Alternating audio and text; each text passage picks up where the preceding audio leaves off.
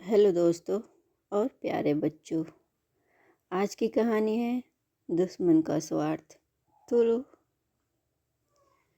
इस वीडियो में लास्ट तक बने रहना। तो चले शुरू करते हैं इस कहानी को। एक पर्वत के समीप बिल में मंदवीस नामक एक बूढ़ा सांप रहता था। अपनी जवानी में वह बड़ा रौबीला सांप था। जब वह लहरा कर चलता तो बिजली सी कौंच आती थी, पर बुढ़ापा तो बड़े बड़ों का तेज हर लेता है। बुढ़ापे की मार से मंदवीस का शरीर कमजोर पड़ गया था। उसके 20 दंत हिलने लगे थे और फुफकारते हुए दम फूल जाता था। जो चूहे उसके साए से भी दूर भागते थे, वे अब उसके शरीर को फांद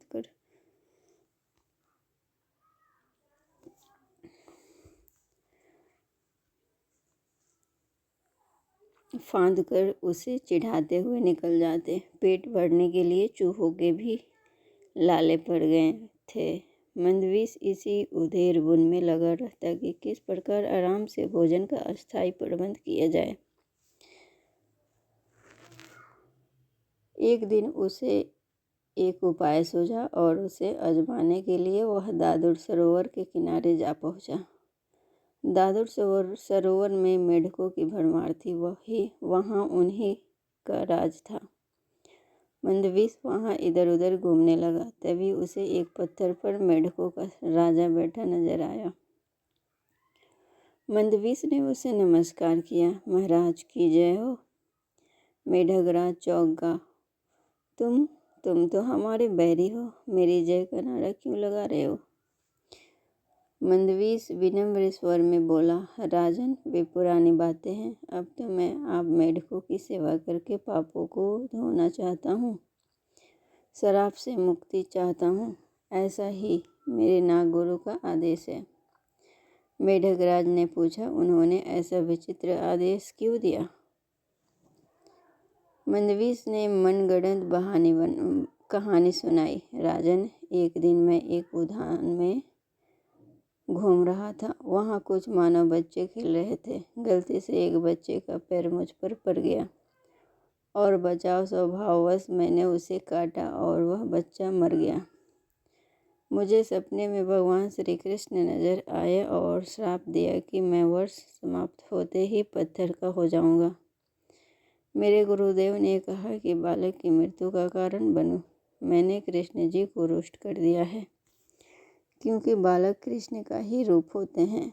बहुत गिड़गिड़ाने पर गुरुजी ने श्राप मुक्ति का उपाय बताया। उपाय यह है कि मैं वर्ष के अंत तक मेढकों को पीठ पर बैठाकर सैर कराऊं। मंदवीस की बात सुनकर मेढक राज चकित रह गया। सांप की पीठ पर सवारी करने का आज तक किस मेढकों को श्रेय प्राप्त हुआ? उसने सोचा कि यह तो एक अनोखा काम होगा। मेढक राज सरोवर में कूद गया और सारे मेढकों को इकट्ठा कर मंदवीस की बात सुनाई। सभी मेढक भौचक्के के रह गए। एक बूढ़ा मेढक बोला, मेढक एक सर्प की सवारी करे, यह एक अद्भुत बात होगी। हम लोग संसार में सबसे श्रेष्ठ मेढक माने जाएंगे। एक सांप की पीठ पर बैठकर सैर करने के लालच ने सभी मेढकों की अकल पर पर्दा डाल दिया था। सभी ने हाँ में हाँ मिलाई। मेढक राज ने बाहर आकर मंदवीस से कहा, सर्प, हम तुम्हारी सहायता करने के लिए तैयार हैं। बस फिर क्या था। 8-10 मेढक मंदवीस की पीठ पर सवार हो गए और निकली सवारी। सबसे आगे राजा बैठा था। मंदवीस ने इधर उधर सैर कराकर उन्हें सरोवर तट पर उतार दिया। मेढक मंदवीस के कहने पर उसके सिर पर से होते हुए आगे उतरे। मंदवीस सबसे पीछे वाले मेढक को गप खा गया। अब तो रोज यही क्रम चलने लगा। रोज मंदवीस की पीठ पर मेढकों की सवारी निकलती और सबसे पीछे उतरने वाले को वह खा जाता। एक दिन एक दूसरे सर्प ने मंदवीस को मेढकों को ढोते देख लिया। बाद में उसने मंदवीस को बहुत धिक्कारा। अरे क्यों सर्प जाति की नाक कटवा रहा है? मंदवीस ने उत्तर दिया, समय पड़ने पर नीति से काम लेना पड़ता है। अच्छे बुरे का मेरे सामने सवाल नहीं है। कहते हैं कि मुसीबत के समय गधे को भी बाप बनाना पड़े तो बनाओ। मंदवीस के दिन मज़े से कटने लगे। वह पीछे वाले मेढक को इस सफाई से खा जाता कि किसी को पता न लगता। मेढक अपनी गिनती करना तो जानते नहीं थे, जो गिनती द्वारा माजरा समझ लेते। एक दिन मेढक राज बोला, मुझे ऐसा लग रहा है कि सरोवर में मेढक पहले से कम हो गए हैं। पता नहीं क्या बात है। मंदवीस ने कहा, हे राजन, सर्प की सवारी करने वाले महान मेढक राजा के रूप में आपकी ख्याति दूर दूर तक पहुंच रही है। यहाँ के बहुत से मेढक आपका यश फैलाने दूसरे सरोवरों, तलों व झीलों में जा रहे हैं।